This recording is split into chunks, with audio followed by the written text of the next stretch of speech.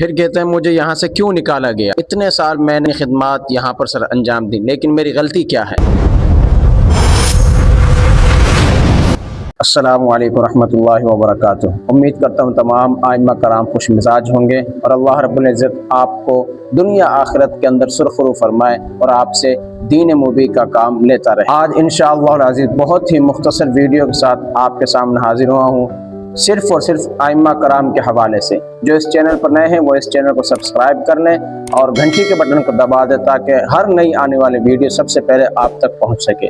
تو میں اپنی ویڈیو شروع کرتا ہوں ان ائمہ کرام کے لیے کہ جن کو 10 سے 15 سال ہو گئے ایک ہی مسجد کے اندر امامت کرتے ہوئے اور اپنی خدمات کو سر انجام دیتے ہوئے،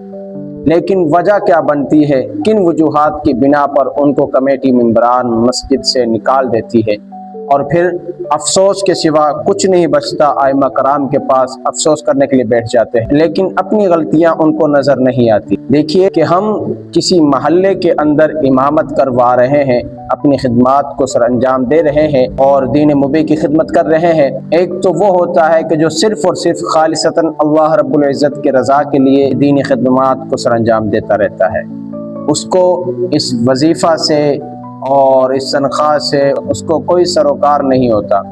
صرف اور صرف اللہ رب العزت کے رضا کے لیے اپنی خدمات کو سر انجام دیتا ہے کہ جو دین اس نے پڑھا ہوتا ہے اسی کو آگے پہنچاتے ہوئے اپنی دنیا آخرت کو بہتر بنانے کی کوشش کرتا رہتا ہے۔ لیکن بہت سے ایسے ہوتے ہیں کہ جو مالی طور پر کمزور ہوتے ہیں، اپنی زندگی کو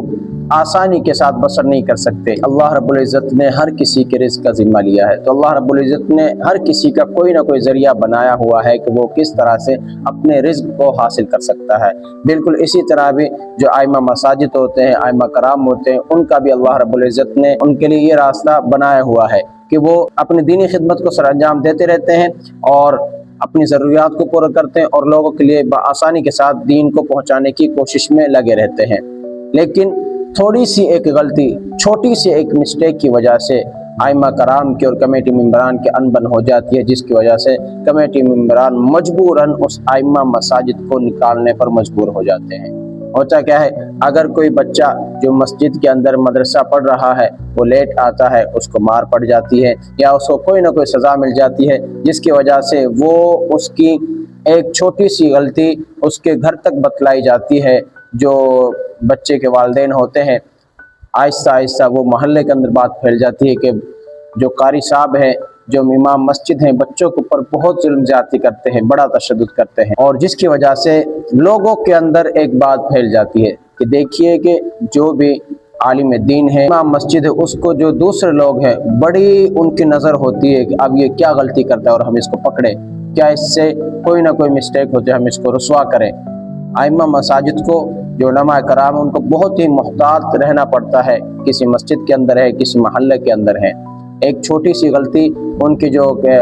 خدمت ہوتی ہے 15 سال 10 سال کی ہوئی مٹی میں مل جاتی ہے۔ ان چھوٹی چھوٹی وجوہات سے، ان چھوٹی چھوٹی غلطیوں سے ہمیں اپنے آپ کو بچانا ہے اور اپنے آپ کو دنیا آخرت کے اندر اللہ رب العزت کی بارگاہ کے اندر منوانا ہے کہ ہم نے زندگی گزارنے کی اپنی جو ذمہ داری تھی اس کو پورا کر لیا۔ انشاءاللہ العزیز نیکسٹ ویڈیو کے اندر ملتے ہیں۔